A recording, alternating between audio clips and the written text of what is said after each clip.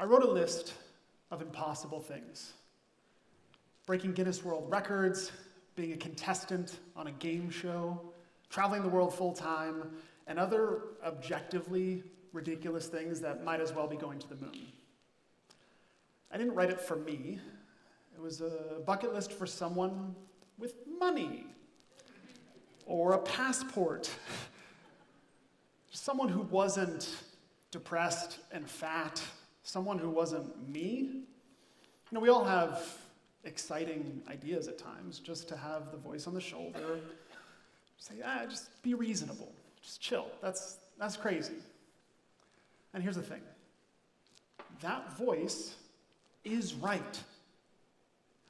Those dreams are impossible.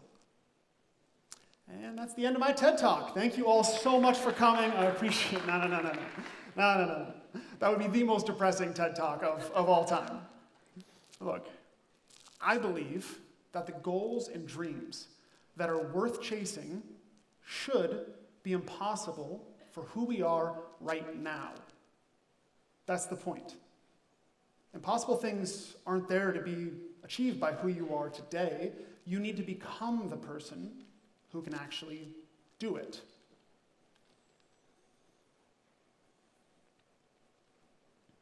Now, I know this because at 22 years old, I was living my small town dream. I bought a little house with a man cave in the garage. I had a dog that I loved. I married my high school sweetheart. I had ran through the checklist of small town success as fast as I possibly could. And just as fast as it was built, one day I got a phone call.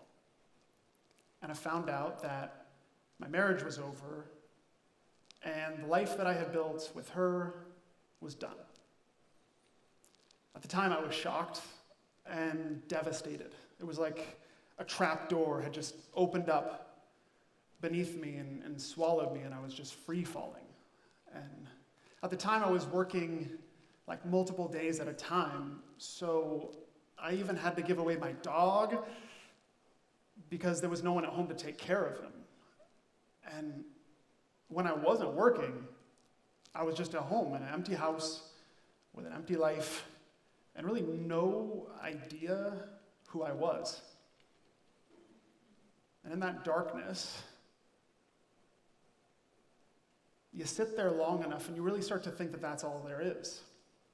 And the light at the end of the tunnel had disappeared. And that's where I went from ideating suicide to planning it. And the only thing that stopped me was the idea of my family finding out and their reactions. I just knew that I would be taking all the pain that I'm feeling and putting it on to them. And so I stayed. Not because I had hope for me, I just knew that I couldn't do that to them. And in that darkness, I used to write. And one night, I wrote that list that I mentioned earlier, the list of impossible things that was not for me to do. And I remember I was at work one day and I was looking over this list and I remember thinking, like, is there even one thing that I have a 1% chance of pulling off on this list? And the one that came up for me was one that all of you would consider to be the least extraordinary thing. It was to do a cartwheel. Yeah, I was always the chubby kid in school, so whenever I got upside down, my arms would just collapse, smashing my face and my ego. But the 1% chance that I might be able to pull it off was enough. So I went to YouTube. I typed in, fat guy doing a cartwheel. And sure enough, there he was. A guy fatter than me doing exactly that with excellent form. And so I watched it on slow motion, and I was going back and forth and back and forth. I was just trying to how does the arm work? How do you get that part right? And eventually, after watching it enough, I went outside, I made sure nobody was watching, and I tried. And I failed. My arms did collapse.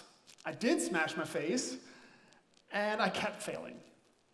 And I remember, I was just thinking, like, all right, I only have time for one more, and I got to get back into work, so I got to go all out. This is my last try, and then I'll accept that I can't do it. And I did. I went all in, and on the final try, I landed it. Something that I told myself my entire life was impossible wasn't.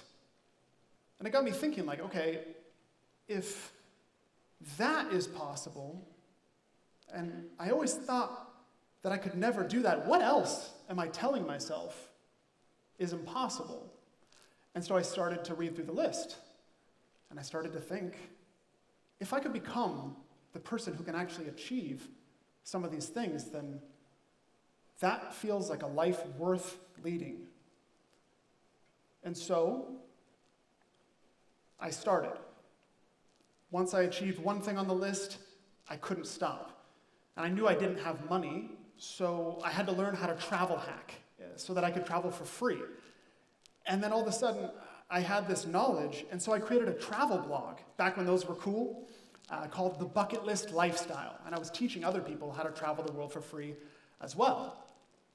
And I went to every wonder of the world. I went to all these major cultural festivals. And then people started asking me, would I take them? And that's when it hit me. I go, wait, I could do the coolest stuff on earth with cool people and make money traveling. I didn't even know that that was an option. And so I did. I created and led trips on 6 continents, from Everest to the Amazon and everywhere in between. And then companies started asking me to create experiences. And then owners of the companies would pull me aside and they'd be like, yo, I want to do something crazy. Like, what is there? And then governments hired me to travel their whole country and to create experiences around their country and train locals on how they can do the same. And so all of a sudden, I became an expert in a job that I didn't even know existed. I found my passion building experiences that allowed people to feel truly alive. And outside of my professional life, I was still chasing the impossible behind the scenes. So I don't really have enough time to tell you guys what happened over the next 10 years of expanding my belief of what's possible, but I'm gonna do like a 30-second montage, speed run right now, so that you guys can see what happened over about a 10-year period. So first, I got on The Price is Right, and I won. And then I lived with tribes all around the world.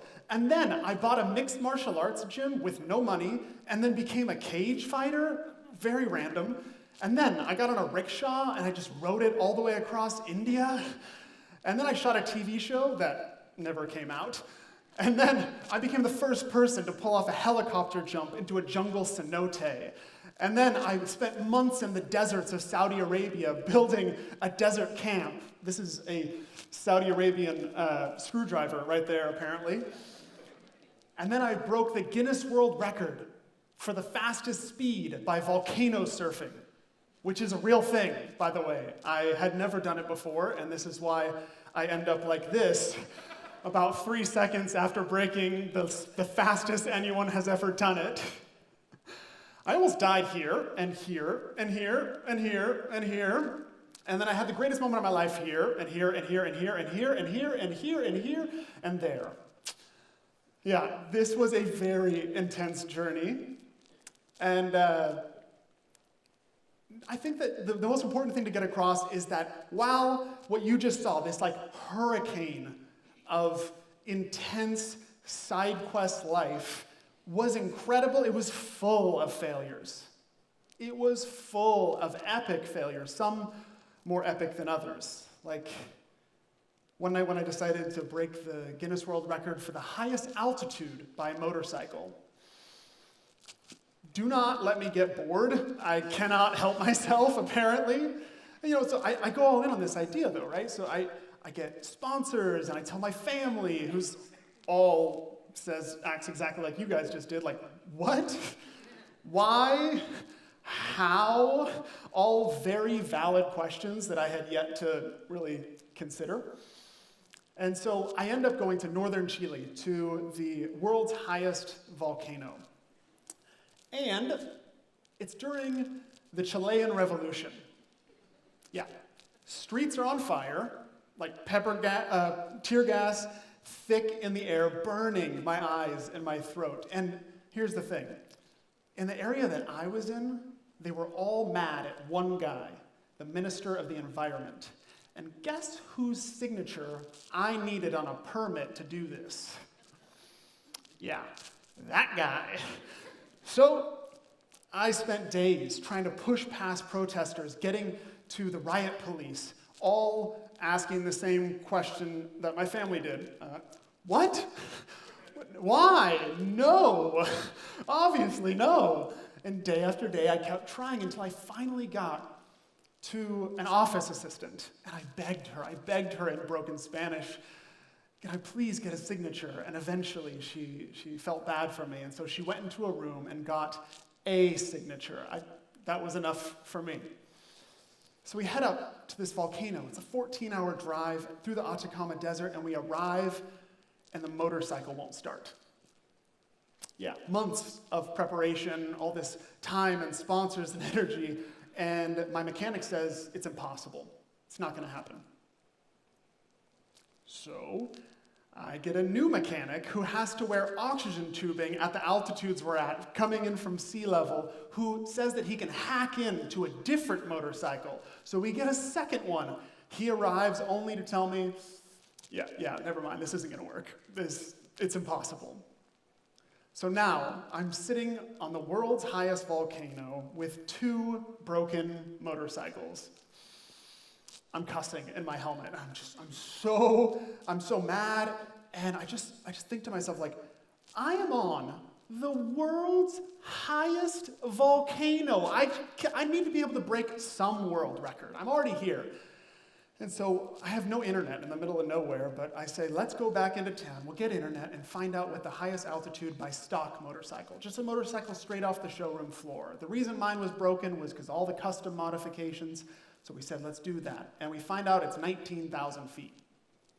Yeah, we were struggling at about 17,000, so it was almost certainly going to be impossible. And when we get into town, everyone says, guys, there's a storm coming. And already it was negative 36 degrees. And it was 72 mile an hour wind gusts, so intense that the wind would whip up the ice into these ice spikes. And if I were to fall off, they said there was absolutely no way they could do a rescue, and I would end up a human shish kebab landmark for all the trekkers going by for years to come. I did not want that to happen. So we take it back down to stock, and we start riding. One more foot, and the bike is just, it's barely moving. And we look over on our side, and there is Team Mercedes. They have 30 engineers and scientists, and they're trying to break the world record for the highest altitude by any vehicle. And here I am with a half-broken stock motorcycle, and me and my 2 buddies. But we just keep trucking. We keep trucking until we get to 19,000 feet. And we keep moving, and we see the storm is coming in. We make it to the farthest we possibly can, 19,300 feet, a new world record. And up there, it was so crystal clear to me that I was not the same person that wrote the bucket list all those years ago. There was no way. I had been chiseled and molded by all of these experiences, both successes and failures. And I realized that it was never about the goal. It was never about where I ended up. It was always who I became on the path to attempting the goal. Now, when I got back to the States, I submitted everything to Guinness, and they go, nope, this was not the record that you applied for. So again, I had to redefine what success was. And when a door was slammed in my face, I had to keep finding a side door to keep knocking. And so I found another company, the Record Holders Republic, and I submitted to them, and a few weeks later they said, yes, this is a world record. So it wasn't exactly what I originally planned, but I had to redefine what it actually looked like to have a success in that moment. And truly, in the end, I just want to break this down so that you understand how you can do impossible things. Because when we set goals that we kinda want, we end up kinda making a plan, and then we kinda take action, and we end up somewhere in upper mediocrity, at best. And we wonder why we're not motivated. So here's what I'm asking you to do. First is to write down what you really want, and not for this version of you, it's for who you can become. And when that little voice on your shoulder pops up, which it definitely will, and says, this is unreasonable, tell it, you are right. This is completely unreasonable for who I am right now. But I'm not the one who's going to do this. The person that I'm becoming, that person will. And the next one, and this is where a lot of people have their very first failure. It's make a plan that has a few holes in it. See, everyone wants to do so much research that they realize that it is impossible. It's too expensive, it's too much time, no one's ever done it before. It's too much. The little voice in the shoulder wins. Understand that you're very likely going to fail the first time around and learn from that anyways. And that leads to the next thing, which is to take action and fail, and take action and fail, and take action until you win. When the door is slammed in your face, you have to find a side door and keep knocking. And don't start with the biggest thing. Start with the smallest, the cheapest. For me, it was a cartwheel. But for you, it might be a conversation that feels impossible. Or learning a new skill that you always just said wasn't for you.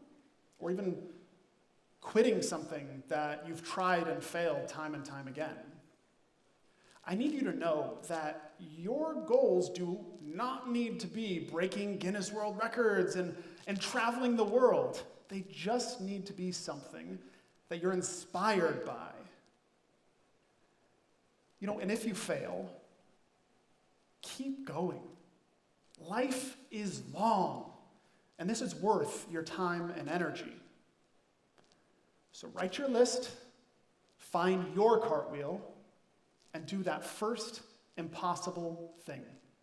Thank you.